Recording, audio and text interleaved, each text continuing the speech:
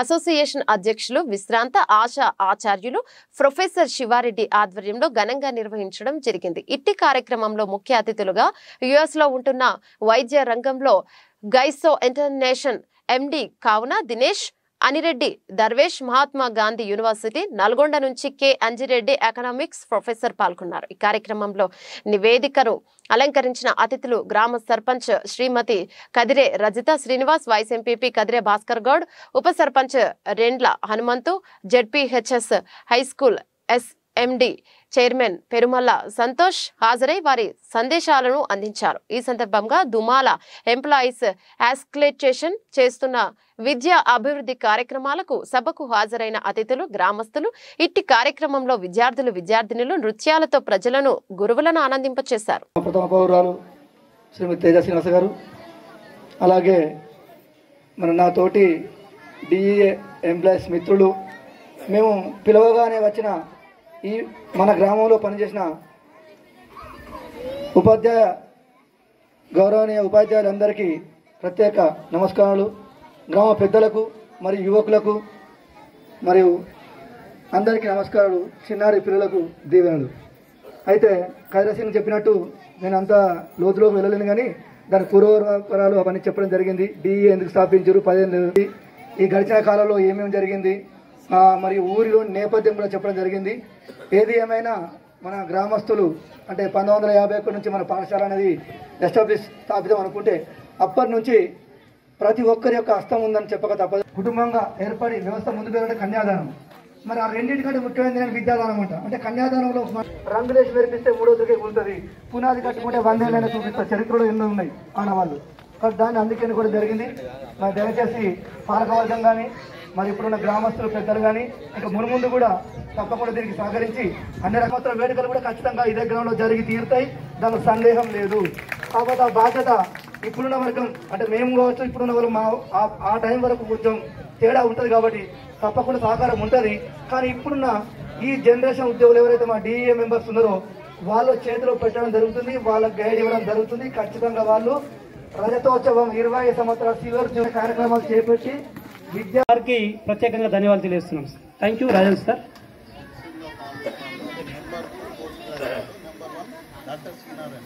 ఇప్పుడే చిన్న information Akula Jaganmohan Reddy sir గురించి. Number 1 Srinarayana Reddy garu post graduation చేస్తే, నంబర్ 2 మన గ్రామానికి చెందినటువంటి శ్రీ ఆకుల జగన్మోహన్ రెడ్డి సార్ గారేనట. ఇది చాలా అభినందనీయమైనటువంటి విషయం. Thank you sir. Chagnala Venkataiah retired postal. Venkataiah Babu ఒకసారి నిలబడ్డారు. సారు మన గ్రామానికి చెందిన మన విద్య గురించి నాకు ఎన్నో సలహాలు, సూచనలు చేయడం జరిగింది. Thank you. Chagnala Kistaiah retired teacher. Chagnala Kistaiah sir అంటే ఐ థింక్ 4వ ఉపాధ్యాయులు అంటే ఉద్యోగస్తులు మన గ్రామానికి చెందినటువంటి వారు.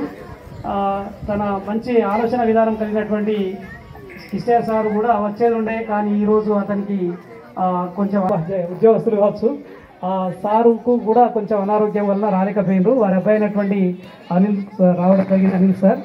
సారు కూడా అభ్యుదయ భావాలు కలిగినటువంటి వ్యక్తి. మన గ్రామంలో కొన్ని మార్పులకు నాంది పలికి మల్లయ్య సార్ కూడా మాకు గురువు గారు. సార్కి కొంచెం అనారోగ్యం వల్ల రాలేకపోయినారు. మన దుమాల పాఠశాలలో దాదాపు ఒక 5-6 సంవత్సరాలకి ఈ సభావేదిక ద్వారా ధన్యవాదాలు తెలియజేస్తున్నాం. Thank you. Kadiri Srinivas teacher.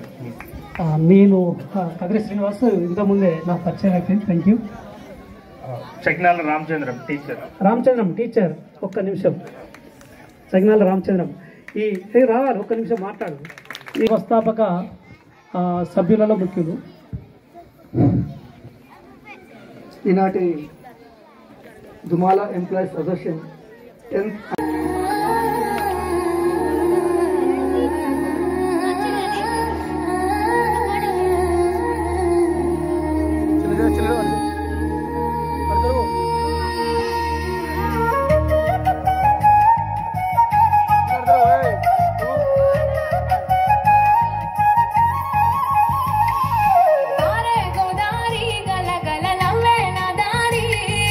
చుట్టూ పొలమాది మిల మిల చూడవే చిన్న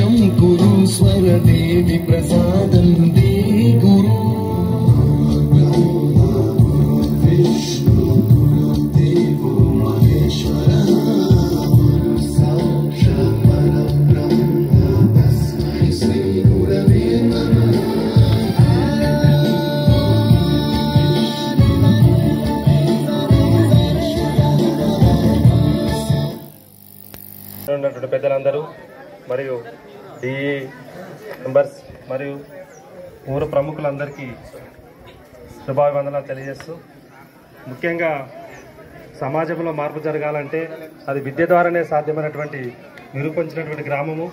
ఇంకా పిల్లలు కూడా అభివృద్ధి పథంలో జరగాలంటే తప్పకుండా విద్య ద్వారా ఒక మౌలికమైన మార్పు సమాజంలో జరుగుతుంది. అది కుటుంబం వరకు చేరుకుంటుంది. కుటుంబంలో మార్పు జరిగిందంటే కొనసాగుతున్నాయి, ఇంకా కొనసాగించాలని కోరుకుంటూ, అట్లాగే నేను టీచర్గా 25 సంవత్సరాలుగా పనిచేస్తున్నాను. అట్లాగే ఉపాధ్యాయ రంగంలో ఉన్నటువంటి సమస్యల పట్ల ఒక ఉపాధ్యాయ సంఘంకు అధ్యక్షునిగా, టీపీటీఎఫ్ అధ్యక్షుడిగా పనిచేస్తున్నాను. ఆ యొక్క దృక్పథంతో ఇప్పటికీ పనిచేస్తున్నాం, భవిష్యత్తులో కూడా పనిచేస్తాం. అదే ఉద్దేశంతో పిల్లలతోని ప్రధాన ఉపాధ్యాయులు గారు వారి సహకారంతో తప్పకుండా భవిష్యత్తులో ఈ పిల్లలలో ఉన్నటువంటి సృజనాత్మకతను బయటకు తీయడానికి వాళ్ళలో కథారూపకంలో కానీ పద్య రూపకంలో కానీ వాళ్ళు రాయగలిగితే మేము ఒక శౌర్యశాల అంటే వాళ్ళకు ట్రైనింగ్ సెంటర్ ఒకరోజు ఇక్కడ క్యాంప్ పెడతాం సార్. తప్పకుండా ఫెడరేషన్ పక్షాన మీరు సహకరించినట్టయితే దాన్ని ఒక బుక్లెట్గా కూడా తీసుకురావడానికి తప్పకుండా ప్రయత్నం చేస్తాం. మీరు ఈ వారంలో కానీ లేదా 26 జనవరి తర్వాత కానీ ఒక్కరోజు మాకు అవకాశం ఇవ్వండి. దానికి డాక్టర్ విఆర్ శర్మ ఒక బాలల సాహిత్య వేదిక ఏర్పాటు చేశారు. వాళ్ళు తప్పకుండా పిల్లలతో ఉన్నటువంటి వాళ్ళ స్కిల్స్ను డెవలప్ చేయాలంటే వాళ్ళు మనం అనుకుంటాం చిన్నపిల్లలు ఏం రాయగలుగుతారని, వాళ్ళలో ఉన్న భావాలను వ్యక్తం చేయడానికి చిన్న కవిత రాసిన, ఒక గేయం రాసిన, వాళ్ళ మనసులో ఉన్న ఒక కథ రాసిన, ఏది రాసినా దాన్ని మనము వాళ్ళ ఫోటో వేసి ఒక బుక్లెట్ తప్పకుండా త్వరలోనే తీసుకొద్దాం మీ అందరి సహకారంతో. ఈ అవకాశం ఇచ్చినటువంటి వేదికకు ధన్యవాదాలు. సభకు నమస్కారం. వేదిక మీద పెద్దలందరికీ నా యొక్క నమస్కారములు. నేను ఇదే గ్రామస్తుని. నేను ఇదే పాఠశాలలో 7వ తరగతి వరకు ఇదే పాఠశాలలో చదువుకున్నాను. ఇదే పాఠశాలలోనే నాకు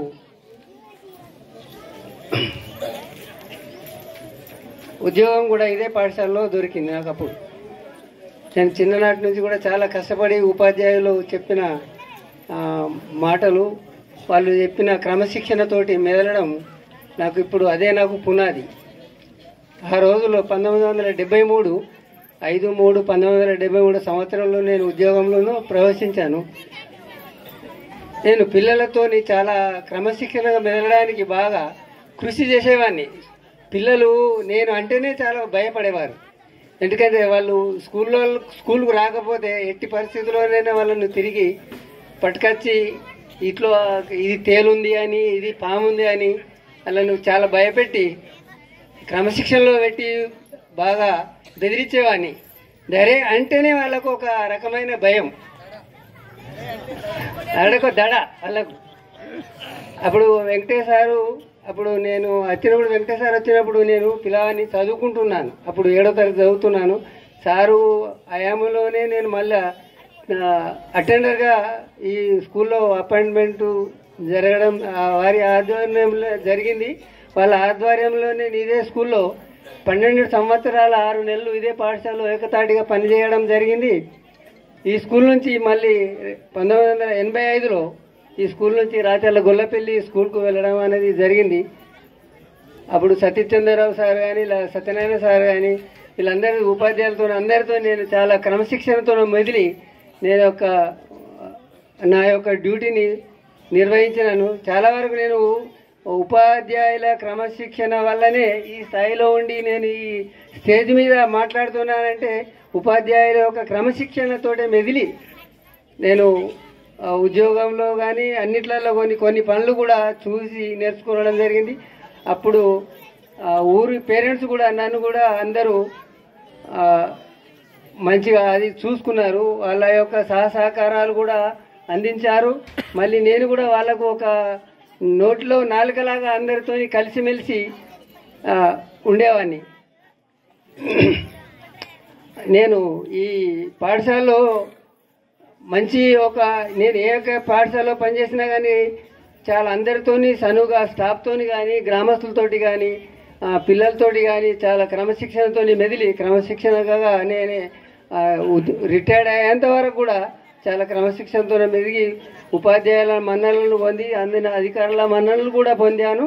2015లో ఎల్లారెడ్డిపేట హై స్కూల్లో రిటైర్డ్ అయ్యి నేను ఇప్పుడు రాచర్ల గొల్లపల్లిలోనే స్థిర నివాసం ఏర్పరచుకొని అక్కడనే ఇప్పుడు ఉంటున్నాను. నాకు ఈ స్కూలు నా జీవితానికి అన్నం పెట్టిన స్కూల్ ఇదే, ఈ పాఠశాల. మా తల్లి చిన్ననాడే చనిపోయింది, 69లో చనిపోయింది. అయినా కానీ నేను చాలా కష్టపడి క్రమశిక్షణతో మెదిలి నేను ఈ స్కూల్కు నా యొక్క జీవితానికి ఇప్పుడు నేను తినే అన్నం కూడా ఇదే స్కూల్ది. నా పిల్లలు కానీ మా కుటుంబం ఇదే స్కూలుతోనే మేము బతుకుతున్నామంటే ఈ స్కూలే నాకు అన్నం పెట్టిన స్కూలు. నాకు సహకారాలు అన్నింటిలో అందించిన గ్రామ పెద్దలు, గ్రామస్తులు అందరూ కూడా నాకు అప్పుడు చాలా వరకు సహకారాలు అందించారు. నేను ఈ స్కూల్కి నా వంతు సహకారం, ఎందుకంటే నేను ఉపాధ్యాయుల సహకారం తీసుకొని నాకు విద్య నేర్పిన గురువులు సార్ నేను నేను ఆ స్కూల్లో అక్కడనే పుట్టి పెరిగి ఆ స్కూల్లో ఉద్యోగం సంపాదించుకున్నాను కాబట్టి సార్ ఇది ఏదైనా ఒకటి ఈ స్కూల్కు ఇవ్వాలని ఒకటి నిర్ణయం చేసుకొని 26/1/2021లో మా యొక్క తల్లి తండ్రి హలీమా కాసిం పేరు మీద ఒక 25,000 రూపాయలు డొనేట్ చేయడం అనేది జరిగింది. ఎందుకు అంటే నాకు అన్నం పెట్టిన స్కూల్ కాబట్టి ప్రతి సంవత్సరము 26th నాడు 10th క్లాస్ విద్యార్థులకు, 1st, 2nd క్లాస్ విద్యార్థులకు ఈ 25,000 రూపాయలు ఫిక్స్డ్ డిపాజిట్స్ చేసి మన రవీందర్ సారు మరియు చైర్మన్ వాళ్ళ ఆధ్వర్యంలో మన కోఆపరేటివ్ బ్యాంకులో 25,000 రూపాయలు ఫిక్స్ చేసి బాండు స్కూల్కు ఇవ్వడం అనేది జరిగింది. ఆ వచ్చిన వీటిని ప్రతి సంవత్సరము మా తల్లిదండ్రుల జ్ఞాపకార్థంగా ఫస్ట్ సెకండ్ విద్యార్థులకు బహుమతిగా ఇవ్వాలని నేను ఈ స్కూల్కు ఇవ్వడం అనేది జరిగింది. Thank you. కానీ ఆయన ఎంత డెడికేటెడ్ వర్కర్ అంటే, ఒక అబ్బాయి రోడ్డు పంట పోతుంటే బడికి రాకపోతే తీసుకొద్దామని పోతే ఆ అబ్బాయి బురదలు పడ్డాడట. ఇట్లానే చెప్పి ఇడిచిపెట్టిపోతాడేమని చెప్పి, అయితే ఆ బురదలు పడ్డ అబ్బాయిని తీసుకొని పోయి వాగు వారుతుంది కదా, ఆ వాగులో తీసుకుపోయి దాన్ని ఎత్తేసి కడుక్కొని తీసుకొని వచ్చి బల్లె తీసుకొచ్చినట. అంత గ్రేట్ పర్సన్ గణేష్ సార్. చాలా థ్యాంక్ యూ సార్. జరిగింది. మళ్ళీ ఏదైనా అవకాశం ఉంటే అందరికీ ఇన్ఫర్మేషన్ ఇచ్చి తీసుకుంటాం. ఇప్పుడు ఈ సావనీర్ బుక్ను రిలీజ్ చేయాల్సిందిగా అతిథులను, ముఖ్య అతిథులని కోరుతున్నాం. Thank you sir. సార్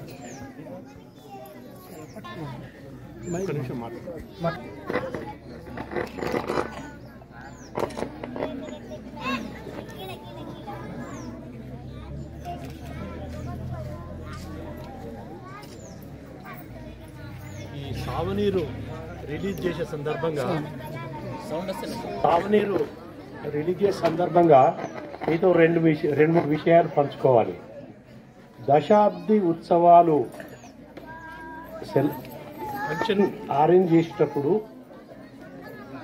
దానిలో ఏ విషయాలు ఉండాలి, ఏముండాలి, ఊరికే వచ్చి మాట్లాడిపోతే సరిపోతుందా, సరిపోదనే ఉద్దేశం కొద్దే ఈ సందర్భంగా ఏదో ఒక సావనీరు తీసుకొచ్చి దానిలో విద్యాపరమైన అంశాల గురించి అందరికీ తెలిసే విధంగా దీనిలో రాయాలనే తపనతో చాలామంది మా మిత్రులకు, శ్రేయోభిలాసులకు, మా డి మెంబర్స్ కూడా సూచనలు చేయడం జరిగింది.